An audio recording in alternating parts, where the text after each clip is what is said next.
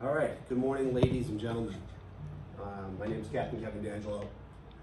Welcome to the Natick Fire Department. I know you guys are just getting started here, and I wanted to take a little bit of time and give you a quick primer. By no way everything you need to know about it, but building construction and firefighting go hand in hand. To effectively fight a fire, we need to know what a building's made out of and how those connections are made. It definitely impacts how we fight fire. When we look at all the buildings in town, there's hundreds of buildings in town, we can get overwhelmed with the different types of buildings. Luckily for us, the International Building Code has taken all the different types of buildings and based on how they're made and their purposes, has condensed that information down and put them into 5 different building classifications.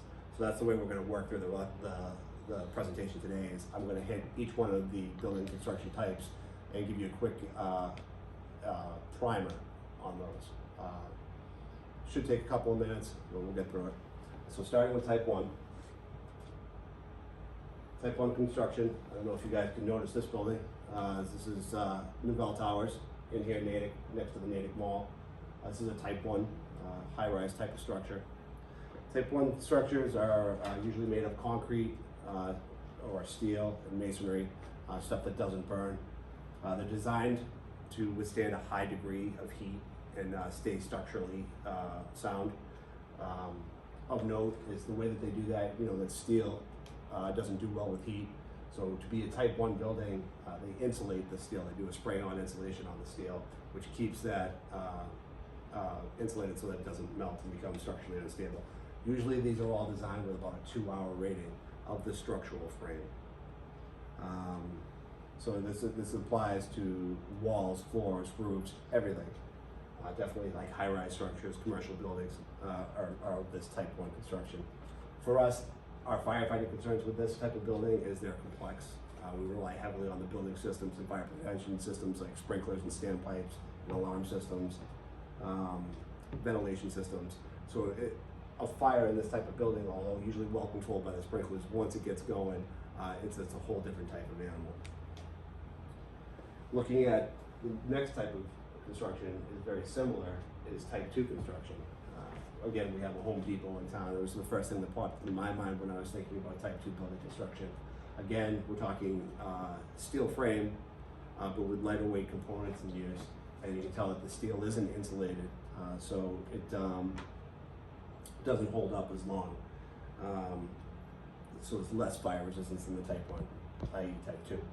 So it often includes the metal frame. It's got non-combustible sheeting, so they cover this with they call it Q-deck, like sheet metal decking and stuff. It's not wood.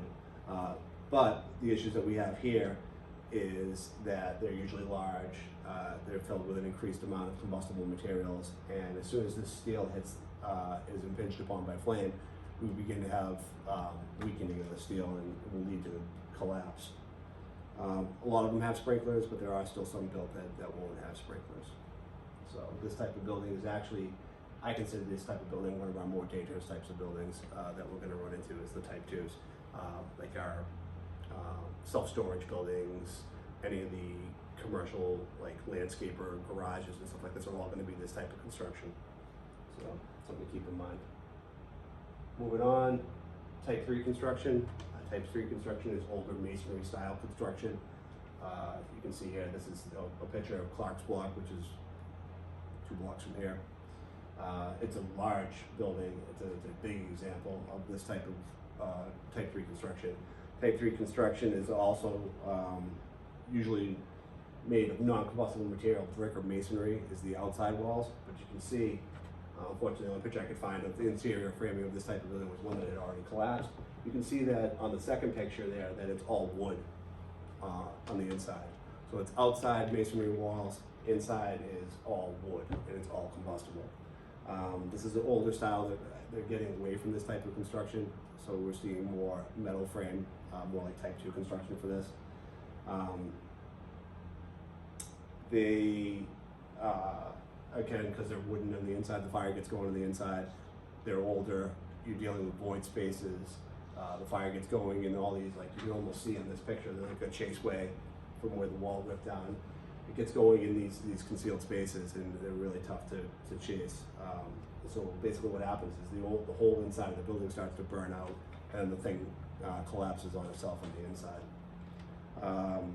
Luckily for us, firefighting in this type of structure is more straightforward. Ventilation is easier to accomplish because the roof is wooden. We can cut the roof easier. Not likely to have sprinklers. Fire alarm systems, questionable depending on the year that they're built. Definitely, we run into a lot of these in our service area. So it's any of the what they call taxpayers with the stores on the bottom, and usually office or residential above. Moving on to type 4 construction. Type 4 construction is old mill building styles. While we don't have any mill buildings really per se that are still mill buildings, what we do is have old mill buildings that have been renovated. This is 58 North Main, and then right next to it, 60 North Main. It's the Dean residence. This was the grandmother's mincemeat factory. Now it's loft style apartments. So what makes these different from a type 3 to a type 4 is that they're heavy timber construction. So all these beams that we're showing like that, those have to be at least 8 inches by 8 inches to be considered heavy timber. These have heavy timber, 3-inch wood plank flooring, and then the columns are 6 inches. So they're built of really heavy wood. Great for firefighting, slow to get started, a lot of open space, not a lot of concealed space in these buildings. Depending on the retrofit, whether or not they'll have sprinklers or fire protection for us. Unfortunately though, once they do get going, they really burn and they're tough to put out. When these heavy timbers really get going, the fire really takes hold, it's gonna be tough. Again, collapse is gonna be a problem because as that internal structure collapses, burns out, those masonry walls are gonna come down on us. So, and then type 5.